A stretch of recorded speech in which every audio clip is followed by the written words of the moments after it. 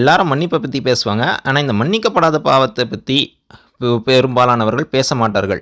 இதுவே வந்துட்டு ஒரு அநேகருக்கு ஒரு நியாய தீர்ப்பாக போகுது. ஸோ நம்ம இன்றைக்கி பார்க்கக்கூடிய ஒரு சில விஷயங்கள் என்னென்னா, வேதத்தின் அடிப்படையில் எதெல்லாம் மன்னிக்கப்படாத பாவங்கள் அப்படிங்கிறத நம்ம இன்றைக்கி தெளிவாக பார்க்க போகிறோம்.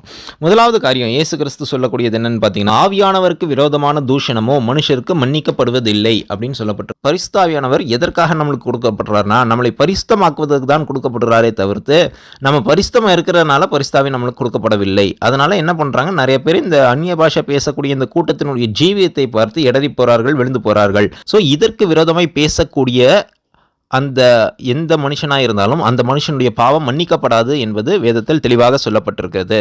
இரண்டாம் காரியம் என்னன்னு பார்த்தீங்கன்னா, தேவனுடைய சுவிசேஷத்தை ஏற்றுக்கொள்ளாதவர்களுக்கும் தேவனுடைய ஊழியக்காரர்களை உண்மையான ஊழியக்காரர்களை ஏற்றுக்கொள்ளாதவர்களுக்கும் அவர்களுடைய பாவம் மன்னிக்கப்படாது. இந்த சுவிசேஷத்தையும் அந்த ஊழியக்காரனையும் அசட்டை பண்ணக்கூடிய எந்த ஒரு மனுஷனாக இருந்தாலும் அவனுடைய பாவம் நியாய தீர்ப்பு நாளில் சோதோம் கொமோராக்கு வரக்கூடிய நியாய தீர்ப்பை காட்டிலும் கடுமையாக இருக்கும் அப்படின்னு சொல்கிறாரு இயேசு கிறிஸ்து.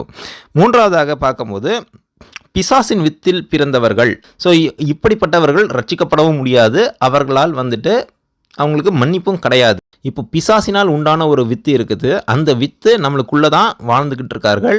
அவர்களுக்கு மன்னிப்பு கிடையாது அப்படிங்கிறது தெளிவாக சொல்லுது. அவர்களுக்கு நியாய தீர்ப்பு நரகம் மட்டும்தான். அடுத்த கூட்டம் யார் அப்படின்னு பார்த்தோம்னா, பின்மாற்றக்காரர்கள். அப்படிப்பட்ட அந்த கூட்டத்துக்கு மன்னிப்பு கிடையாது அப்படிங்கிறது இயேசு கிறிஸ்து நல்லா தெளிவாக சொல்கிறார்.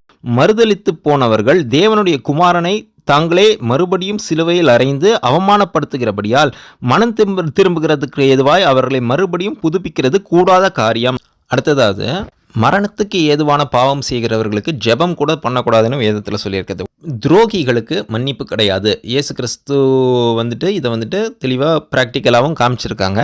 என்னன்னு பார்த்தீங்கன்னாக்கா, துரோகிகளுடைய லிஸ்ட்டில் 2 பேர் வருவார்கள். ஒன்று விழுந்து போன தூதர்கள். அவர்கள் மன்னிப்பு கிடையாமல் யூதா புஸ்தகத்தில் படிக்கிறோம். அந்த நியாய தீர்ப்பு நாள் வரைக்கும் அவர்கள் சங்கிலியால் இருளிலே கட்டப்பட்டு வைத்திருக்கிறார்கள். ஒன்று.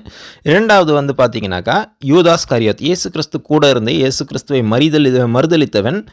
அவனுக்கு மன்னிப்பு கிடையாது அப்படிங்கிறது இயேசு கிறிஸ்து தெளிவாக இந்த வசனத்தில் சொல்கிறாரு. வேத வாக்கியம் நிறைவேறத்தக்கதாக கேட்டின் மகன் கெட்டு போனானே அல்லாமல் அவர்களில் ஒருவனும் கெட்டு போகவில்லை. அதாவது வேத வாக்கியம் நிறைவேறும்படி அந்த கேட்டின் மகன் அப்படின்ற பேரை இந்த யூதாஸ் காரியத்துக்கு கொடுக்குறாரு. அப்போ இப்படிப்பட்ட பாவங்கள் இருக்குது. நம்ம தேவனுக்கு துரோகம் செய்கிறோமா, அப்போ இல்லாட்டி இந்த பரிசுத்தாவிக்கு விரோதமாய் பேசி இருக்கிறோமா, பின்மாற்றத்தில் இருக்கிறோமா, இல்லை தேவ ஊழியக்காரர்களையோ சுவிசேஷத்தையோ நம்ம மதிக்காமல் இருக்கிறோமா, இப்படிப்பட்ட காரியங்கள் நம்ம இடத்துல இருக்குதா அப்படிங்கிறத நம்ம சோதித்து பார்க்க வேண்டும்.